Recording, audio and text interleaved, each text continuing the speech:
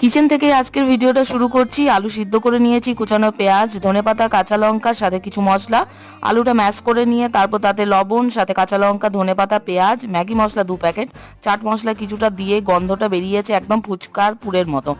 তো এখানে লেচিগুলো দেখুন একটু বড় সাইজ কাটতে হবে। তারপর চাকা বেলনায় লেচিগুলো ভালোভাবে হালকা হাতে বেলে বেশ পুরু পুরু করে তারপর পুরটা দিয়ে দিয়েছি। আলুর যে পুরটা করে রেখেছি এরকমভাবে ভাঁজ করে তারপর সেটাকে মুড়তে হবে। একদম ফেটে গেলে কিন্তু হবে না।